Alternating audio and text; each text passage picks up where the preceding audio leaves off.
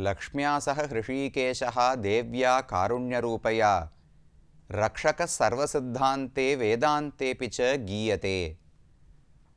பகவான் ஸ்ரீமன் நாராயணன் இந்த உலகத்தில் இருக்கும் ஜீவராசிகள் அனைத்தையும் காக்கக்கூடிய கடவுளாக இருக்கிறார். பிராட்டியோடு கூட பலமுறை இந்த உலகத்தில் அவதாரங்களை செய்து எப்போதும் மக்களுக்கு தீமைகள் ஏற்படாமல் பகவான் ரட்சித்து கொண்டே இருக்கிறார். இப்படி உலகத்தையெல்லாம் காக்கிறபடியால் தான் பகவானுக்கு ஜகந்நாதன் என்கிற திருநாமம் ஏற்பட்டது.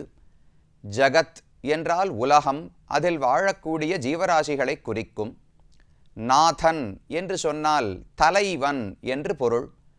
அப்போ உலகத்துக்கே தலைவனாக, உலகத்துக்கே சொந்தக்காரராக லோகநாதன் என்றும் ஜெகந்நாதன் என்றும் பல திருக்கோவில்களில் பகவான் அழைக்கப்படுகிறார். அப்படி ஒரு திருத்தலத்தைத்தான் நாம் தற்போது வந்து அடைந்திருக்கிறோம். சோழ நாட்டு திருத்தலங்களுக்குள்ளே ஒவ்வொன்றாக பார்த்து வருகிறோம். அதில் தற்போது 21வது திவ்யதேசத்தை நாம் வந்து அடைந்திருக்கிறோம்.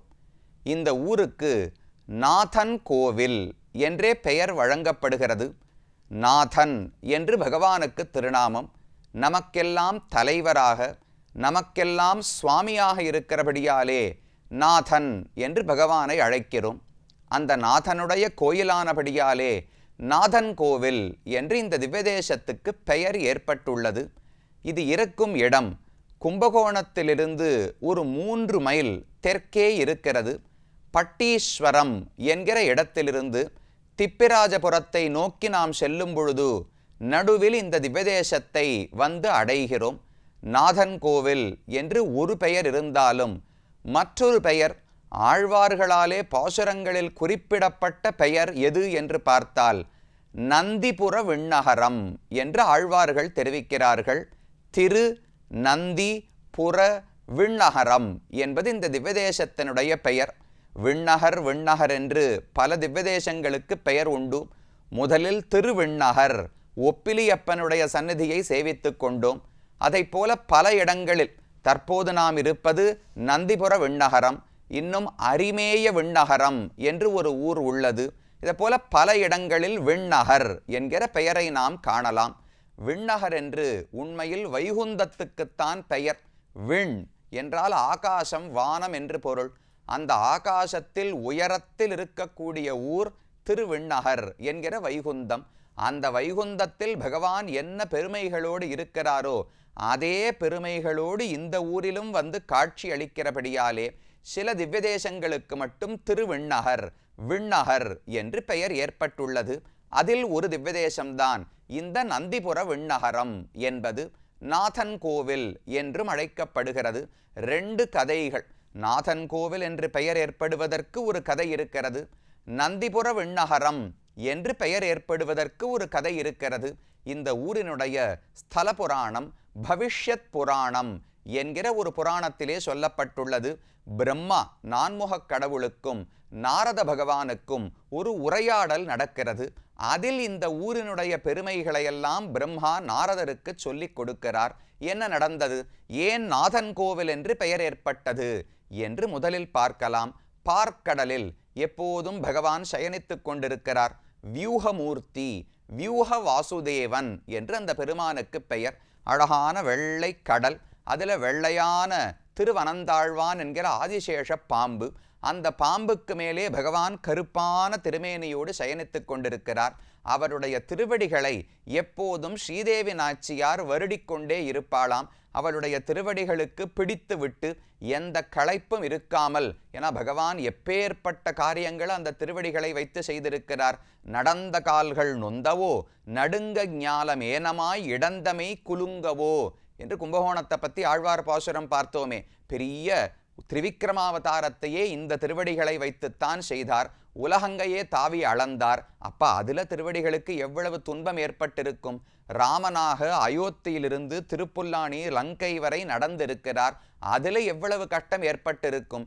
இப்படி ஒவ்வொரு அவதாரத்திலும் பகவானுடைய திருவடிகள் ரொம்ப மென்மையான திருவடிகள், சுகுமாரமான புஷ்பம் போன்ற திருவடிகள், அதுக்கு இவ்வளவு கஷ்டம் ஏற்படுகிறதே என்று பரிவோடு பிராட்டி எப்போதும் பகவானுடைய திருவடிகளை பிடித்துவிட்டு கைங்கரியம் செய்து கொண்டிருப்பாளாம்.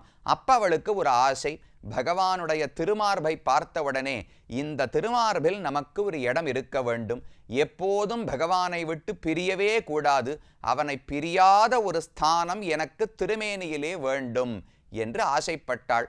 அந்த ஆசையை நிறைவேற்றிக் கொள்வதற்காக அந்த பார்க்கடலிலிருந்து புறப்பட்டு இந்த பூலோகத்தில் இருக்கக்கூடிய சம்பகாரண்யம், ஷண்பகாடு, ஷண்பகாரண்யம் என்று தெரிவிக்கிறார்கள். அந்த சம்பகாரண்யம் என்கிற க்ஷேத்திரம், சம்பகாரண்யம் என்று மன்னார்குடி க்ஷேத்திரத்துக்கும் பெயர் உண்டு. மன்னார்குடி ராஜகோபால சுவாமி சேவிக்கிறோமே, இந்த இடம் நாதன் கோவிலிலிருந்து தொடங்கி மன்னார்குடி வரைக்கும் இருக்கக்கூடிய ஒரு காட்டு பகுதிக்குத்தான் ஷண்பகாரண்யம், சம்பகாரண்யம் என்று பெயர் வழங்கப்படுகிறது.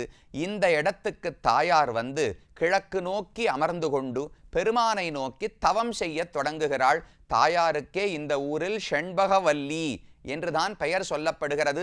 ஷண்பகக்காட்டில் அமர்ந்து தவம் இயற்றினாள் அல்லவா, அதனால ஷண்பகவல்லி தாயார் என்று தாயாருக்கு திருநாமம். அவள் தவம் செய்து கொண்டிருக்கிறாள். பகவானுக்கு புரியவே இல்லை, எவ்வளவு அன்பானவள், எனக்கு மிக நெருக்கமானவள், மார்பில இருக்க வேண்டுமென்றால் நேர என்னிடத்திலேயே கேட்டிருக்கலாமே, இதற்காக இப்பேற்பட்ட தவத்தையா செய்ய வேண்டும் என்று பிராட்டியை விட்டு பிரிந்து பகவானால பார்க்கடலில் இருக்கவே முடியவில்லை. எப்படி ராமன் சீதையை விட்டு பிரிந்து எவ்வளவு துன்பங்களை அனுபவித்தார். ராத்திரியானா தூக்கம் வராதாம், பகலானா சாப்பிட முடியாது, பசி எடுக்காது, உண்ணாது உறங்காது ஒலிகடலை ஊடறுத்து பெண்ணாக்கை ஆப்புண்டு என்று ஆழ்வார் பாடுகிறார். 10 மாசம் சீதையை விட்டு பிரிந்து ராமன் பட்ட பாடு உலகத்தில் எந்த கணவனும் அப்படிப்பட்டிருக்க மாட்டார்கள். அந்த அளவு அன்பு திருமகளிடத்திலே உண்டு.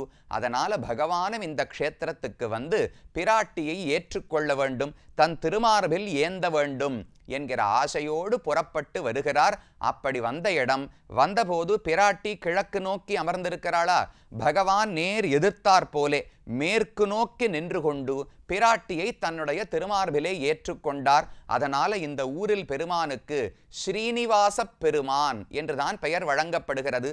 ஸ்ரீ என்றால் திருமகளான ஸ்ரீதேவி நாச்சியார், அவளை தன்னுடைய மார்பில் கொண்டு நிவாசம், நிவாசம்னா இருப்பிடம், பிராட்டிக்கு இருப்பிடமான மார்பை கொண்டிருக்கிறார் ஒல்லிய பகவான்.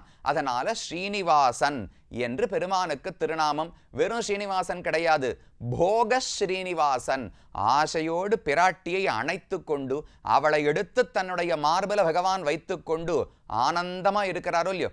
போகம் என்று சொன்னாலே ஆனந்தத்தினுடைய அனுபவம் என்று பொருள். பெருமான் திருமகளை தன்னுடைய மார்பிலே ஏற்றுக்கொண்டு ஆனந்தமாக அவளோடு இருக்கிறார். அல்லி மலர்மகள் போக மயக்குக்கள் ஆகியும் நிற்கும் அம்மான் என்று ஆழ்வார் பாடுகிறார். பிராட்டியினுடைய இனிமை, அவளுடைய அழகு, அவளுடைய பெருமைகள் இதெல்லாம் வாயால சொல்லி முடிக்கவே முடியாது.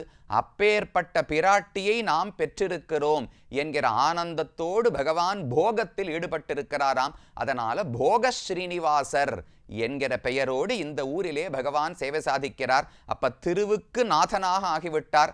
ஸ்ரீநாதன், எத்தனையோ பேர் வச்சுக்கிறோமே, ஸ்ரீநாத், ஸ்ரீநாத்னு பெயர் வைத்துக் கொள்ளுகிறோம். பிராட்டிக்கு நாதனாக பகவான் ஆகிவிட்டார். ஆன உடனே லோகத்துக்கே நாதனாக ஆகிவிட்டார். பிராட்டியை கைப்பிடித்தால் தான் பகவானுக்கு பெருமைகள் எல்லாம் உண்டு. ஸ்ரத்தையா தேவகா தேவத்துவம் அஸ்னுதே என்று புராணம் சொல்லுகிறது. பிராட்டி கூட இல்லாவிட்டால் பகவானுடைய ஒளிகள் பெருமைகள் எல்லாம் குறைஞ்சு போயிடுமா. பிராட்டியோடு சேர்ந்திருப்பதால் தான் பகவானுக்கு ஒளி வளருகிறது, பெருமைகள் ஏறுகின்றன. அப்ப எப்ப பிராட்டியை திருக்கல்யாணம் செய்து கொண்டு ஸ்ரீநாதனாக ஆனாரோ அப்போதே பகவானுக்கு ஜெகநாதன், லோகநாதன் என்கிற பெயர் ஏற்பட்டது. நம்ம சஹஸ்ரநாமம் தினமும் சொல்றோமோ இல்லையோ, அதுல சொல்றோமே லோகநாதா, மாதவஹா, பக்தவத்சலஹா, வரிசையா 3 திருநாமங்கள். லோகநாதன், உலகத்துக்கெல்லாம் பகவான் தலைவனாக ஜெகநாதனாக இருக்கிறார். எப்படி தலைவராக ஆனார் என்றால் அடுத்த வார்த்தை மாதவஹா. மா என்றால் பெரிய பிராட்டியார். அவளை தன் திருமார்பில் கொண்ட மாதவனாக இருக்கிறபடியால் தான் லோகநாதன் என்கிற பெயரே பகவானுக்கு ஏற்பட்டது. அப்ப பிராட்டிக்கு நாதன் ஸ்ரீநாதன், அதனால லோகத்துக்கு நாதன் ஜெகநாதன். இந்த பெயர் பகவானுக்கு ஏற்பட்டபடியால் தான் நாதன் கோயில் என்று இந்த ஊர் வழங்கப்படுகிறது. அப்ப இது ஒரு வரலாறு. பிராட்டியை ஏற்றுக்கொள்ளும். இன்னைக்கும் பகவான் மேற்கு நோக்கித்தான் சேவை சாதிக்கிறார். பிராட்டி கிழக்கு நோக்கி தவம் செய்தாள். அவளை ஏற்றுக்கொள்வதற்காக பகவான் மேற்கு நோக்கி வந்து அமர்ந்த திருக்கோலத்தில் பிராட்டியை மார்பில் ஏந்தி கொண்டு காட்சி அளிக்கிறார். இது ஒரு சரித்திரம். நாதன் கோயில் என்று பெயர் ஏற்படுவதற்கான காரணம். அடுத்தது நந்திபுர விண்ணகரம் என்று பெயர் எப்படி ஏற்பட்டது? நந்தி என்பது சிவபெருமானுடைய வாகனம் தானே.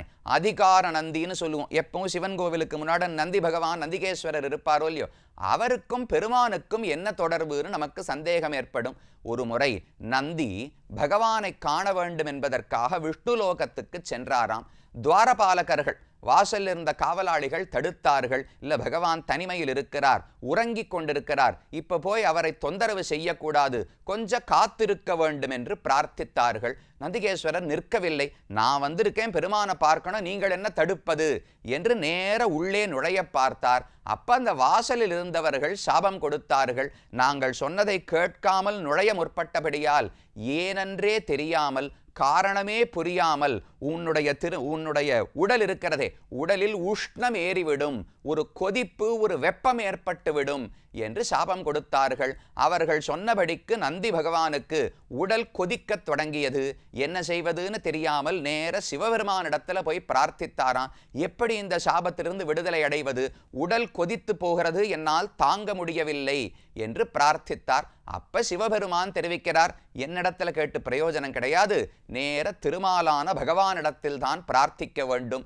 நேர சண்பகாரண்யத்துக்கு போ. இந்த அழகான க்ஷேத்திரத்தில் செண்பகக் காட்டில் அமர்ந்து கொண்டு பகவானை நோக்கி தவம் செய்தாய் என்றால் அவர் மனமிறங்கி உனக்கு அருளுவார் என்று சிவபெருமான் தெரிவிக்க, நந்திகேஸ்வரர் இந்த ஊருக்கு வந்து பகவானை குறித்து தவம் செய்தார். அப்ப பகவான் அவருக்கு கண்முன்னாலே தோன்றி, கவலைப்படாதே, உன் சாபத்தை போக்கிக் கொடுக்கிறேன் என்று செய்து கொடுத்தாராம். திருமங்கையாழ்வார் தான் இந்த ஊரை பற்றி பாடுகிறார். அப்ப ஒரு பாசுரத்தில் தெரிவிக்கிறார், நந்தி பணி செய்த நகர் நந்திபுர விண்ணகரம் நண்ணு மனமே என்று ஆழ்வாருடைய பாசுரம்.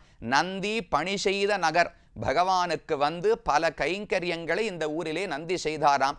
அதனால இந்த ஊருக்கு அவர் பெயராலே நந்தி புற விண்ணகரம், நந்திபுரம் என்றால் நந்தி வந்து பகவானை தொழுத ஊர். விண்ணகரம், வைகுந்தத்தில் இருக்கும் பகவானே இறங்கி வந்திருக்கிற ஊர். அதனால நந்திபுர விண்ணகரம் என்று இந்த ஊருக்கு பெயர் ஏற்பட்டது. பெருமான் நாதநாதன்.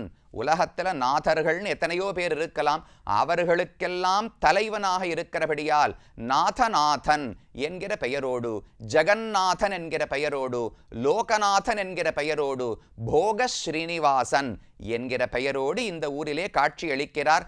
மேற்கு நோக்கி அமர்ந்த திருக்கோலம். பிராட்டியை ஏற்பதற்காக மேற்கு நோக்கி இருக்கிறார். வலது கையாலே அபயஹஸ்தம். யாரும் பயப்பட வேண்டாம், உலகத்தை கண்டு சம்சாரத்தை கண்டு அஞ்ச வேண்டாம், நான் ரட்சிக்கிறேன்னு வைத்துக் கொண்டிருக்கிறார். இடது கையாலே ஆஹ்வான ஹஸ்தம். நம்மையெல்லாம் வா என்று கோவிலுக்கு போய் சந்தேகத்தோடு தயங்கி நிற்போமோ இல்லையோ, கவலைப்படாதே, உள்ளே வா என்று பெருமான் ஆஹ்வான ஹஸ்தத்தோடு நம்மை அழைக்கிறார். மேல் கைகளில் சங்க சக்கரங்களை பிடித்து கொண்டிருக்கிறார். ரெண்டு பக்கம் ஸ்ரீதேவி நாச்சியாரும் பூதேவி நாச்சியாரும் அமர்ந்திருக்கிறார்கள்.